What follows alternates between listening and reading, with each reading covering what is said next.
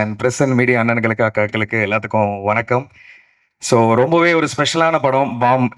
போன September rubber பந்து, இந்த செப்டம்பர் பாம். ரொம்ப பாசிட்டிவாக இருக்குது. இது கேட்கும் போதே பாசிட்டிவாக இருக்குது. அதில் நடித்த நிறைய காளி வெங்கடண்ணன், பாலசரவணன் ஐயா, இந்த மாதிரி நிறைய ஸ்பெஷலான நட்புகளோடு நடித்தது எனக்கு ரொம்ப ரொம்ப சந்தோஷம். ஸோ பொதுவாக வந்து இந்த படம் ரொம்ப ஸ்பெஷல். எப்படின்னா, இது லப்பர் பந்துக்கு முன்னாடி நான் கமிட்டான ஒரு படம்.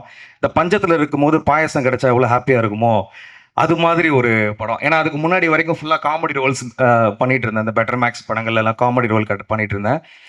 பாம்பில் எக்ஸ்க்ளூசிவாக ஒரு கேரக்டர் ஆர்டிஸ்டாக விஷால் ப்ரோ பிளேஸ் பண்ணி எனக்கு ஒரு நெக்ஸ்ட் லெவல் ஆஃப் ஒரு மூவ் ஆன் கொடுத்துருக்காரு. அதுக்கு ஸ்பெஷல் தேங்க்யூ பிரதர். பொதுவாக சில நேரங்களில் சில மனிதர்களை நம்ம மீட் பண்ணுவோம். அப்படி சில நேரங்களில் சரியான நபர்களை மீட் பண்ணால் நம்மளோட லைஃப் மூவ் ஆன் ஆகும். அப்படி நான் மீட் பண்ண நபர் தான் விஷால் வெங்கட். கிட்டத்தட்ட 2021 அவருக்கு ஒரு மெசேஜ் பண்ணியிருந்தேன், பிரதர் உங்கள் படத்தில் நான் நடிக்கணும் அப்படின்னு சொல்லி. அப்போ தான் சில நேரங்கள் சில மனிதர்களோட ப்ராக்ரஸ் போயிட்டு இருந்தது. அப்போ ஆல்ரெடி வந்து ஆடிஷன்ஸ்லாம் ஓவர் பிரதர் அப்படின்னு சொல்லியிருந்தாரு. சரி, பட் பரவாயில்ல, பட் ஆனால் டெஃபினட்டாக வந்து நான் உங்களுக்கு வந்து அடுத்த படத்தில் நான் கண்டிப்பாக சொல்கிறேன் அப்படின்னு சொன்னார். அதுக்கப்புறம் அவ்வளோதான் கட்டு. அதுக்கப்புறம் 2023 அவர்கிட்ட எனக்கு ஒரு மெசேஜ், ப்ரோ இந்த மாதிரி ஒரு படம் பண்ணுறேன், நீங்கள் வந்து கண்டிப்பாக பண்ணணும்னு. பாருங்களேன், ஒரு 2 இயர்ஸ் கேப்பு, எந்த ஃபாலோஅப்புமே இல்லை அவர்கிட்ட. அவரும் எனக்கு எந்த மெசேஜும் பண்ணல. கூப்பிட்டு அவர் வந்து அந்த கேரக்டர் கொடுத்தாரு. எனக்கு லப்பர் பந்துக்கு முன்னதாக என்னை நம்பி ஒரு கேரக்டர் ஆர்டிஸ்டாக என்னை வந்து ஒரு பிளேஸ் பண்ணதுக்கு விஷால் வெங்கட் அவர்களுக்கு என்னுடைய மனமார்ந்த நன்றிகள். Love you. யூஸ்வலாக ஒரு நல்ல மனுஷன் அப்படின்னும் போது நிறைய மிகைப்படுத்தி சொல்லலை அவரை. நாசர் சார் வந்து இந்த கெம்பீர் பிக்சர்ஸ் ப்ரொடக்ஷன் 1 லான்ச் ஆகும்போது சொன்னார், இதில் நடிக்கக்கூடிய ஆக்டர்ஸ் ஒரு எக்ஸ்ட்ராடினரியான ஒரு ரைடுக்கு ரெடியாக இருங்க அப்படின்னு. அதை நாங்கள் எல்லாருமே உணர்ந்தோம்.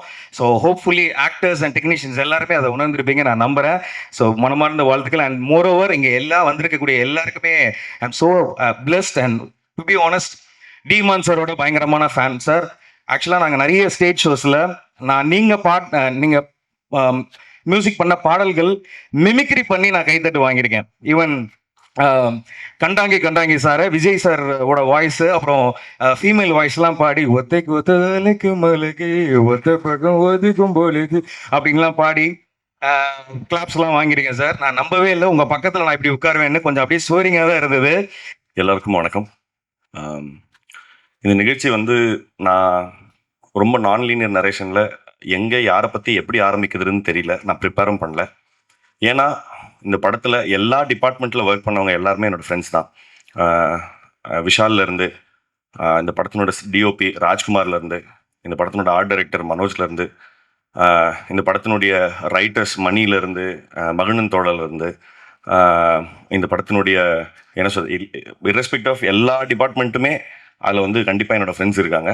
அந்த வகையில் முக்கியமாக நடித்தவங்க சரவணன்லேருந்து, டிஎஸ்கேலேருந்து, காளியனாலேருந்து, தமிழ்லேருந்து எல்லாருமே ரொம்ப பிரமாதமான ஆக்டர்ஸ் வந்து இந்த எனக்கு ஃப்ரெண்ட்ஸாக அமைஞ்சு அதே சமயத்தில் இந்த படத்தில் ஒன்றா வேலை செஞ்சுருக்காங்கங்கிறதுல பெரிய பெரிய சந்தோஷம். நான் இன்னொரு ஒற்றுமை என்னென்னா, எல்லாருமே அவங்களுடைய ஆரம்ப கட்டத்திலேருந்து இந்த மேடைக்கு வர்ற வரைக்கும் அவங்க எப்படி என்னென்னலாம் கோத்ரூ பண்ணாங்கன்றது ரொம்ப பர்சனலாகவே எனக்கு தெரியும்.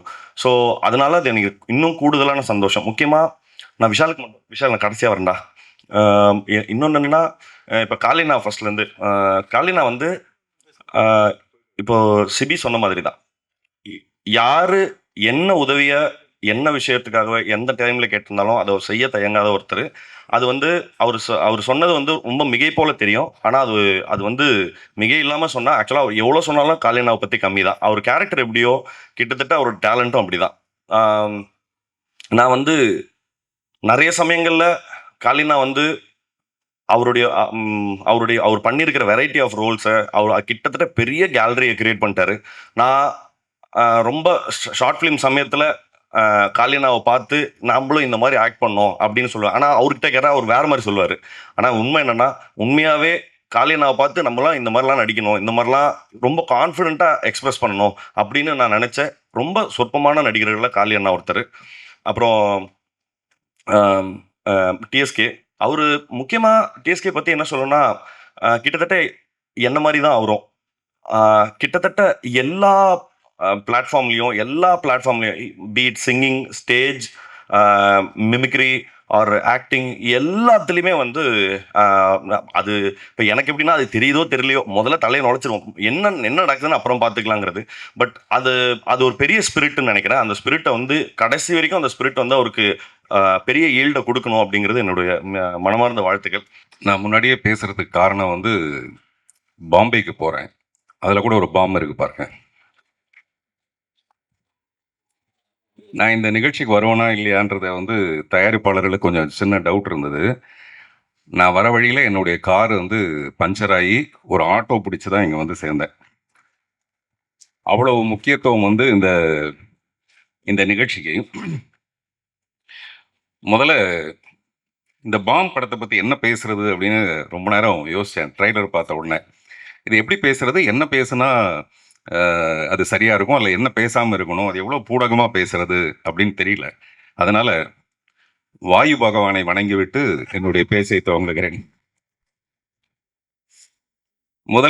முதல்ல இந்த பாம்னு ஒரு டைட்டில் ஒன்று நான் நினச்சேன், ஏதோ பாம் கலாச்சாரம் சம்மந்தப்பட்டது போல இருக்கு அப்படின்னா. நான் கூட ஹவுஸ்ஃபுல்னு ஒரு படம் பண்ணியிருக்கேன்.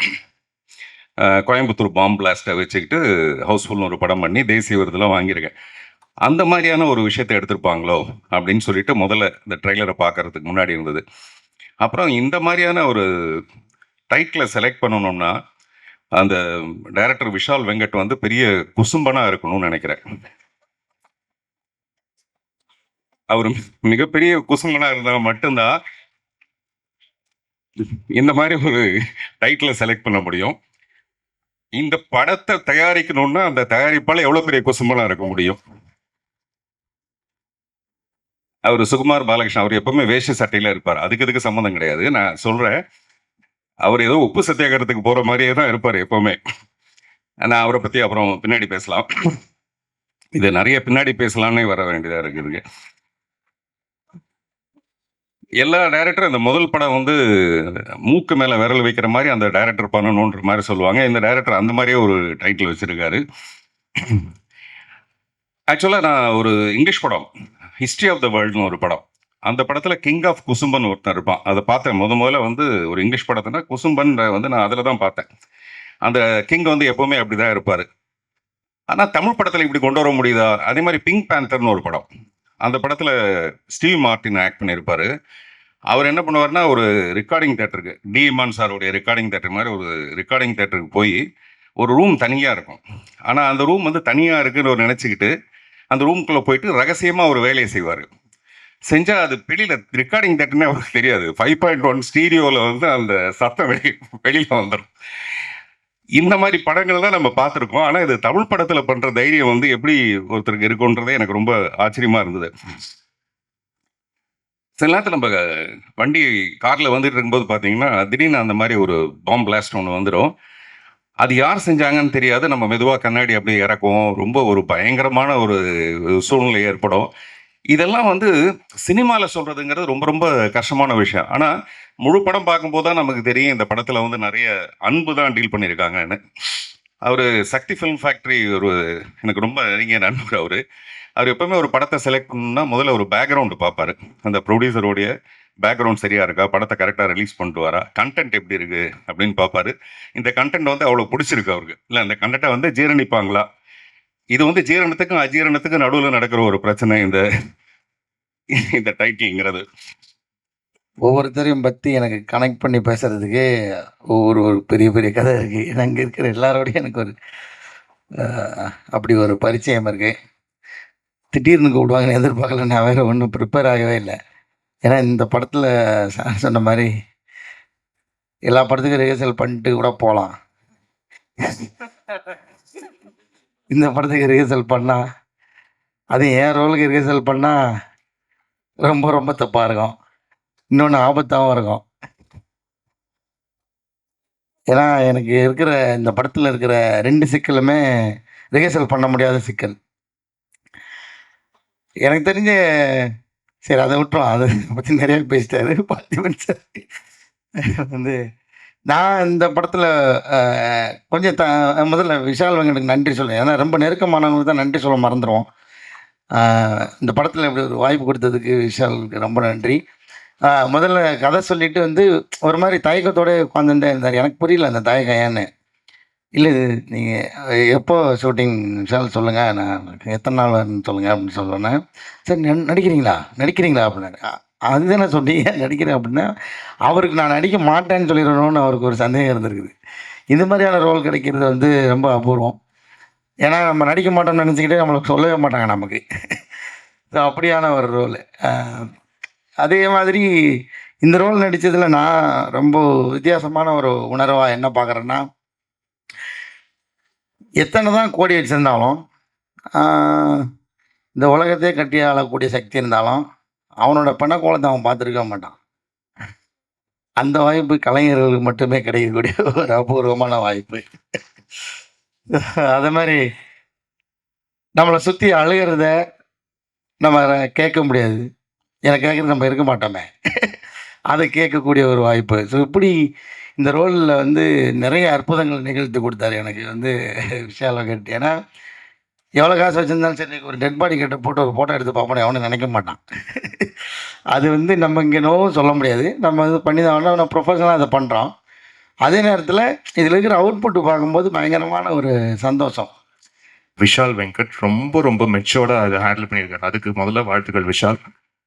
அண்ட் இந்த ஒரு 2 years ஆஃப் ப்ராசஸில் இந்த படம் ஃபஸ்ட்டு கதை கேட்டோன்னே இது நிச்சயமாக அதை பண்ணிடணும்னு வந்து தோணுச்சு. அண்ட் அதை தாண்டி விஷாலோடைய ஃபர்ஸ்ட் படம் எனக்கு ரொம்ப பிடிக்கும். அண்ட் இந்த படம் தாண்டி இந்த படத்துடைய ஒர்க்கிங் ப்ராசஸ் முழுக்க இந்த 2 ஆண்டு காலமாக வந்து இருக்கக்கூடிய ஒர்க்கிங் ப்ராசஸ், ஒவ்வொரு பாடல் இந்த படத்தில் 5 songs அண்ட் ஒரு மியூசிக் தீம் இருக்குது.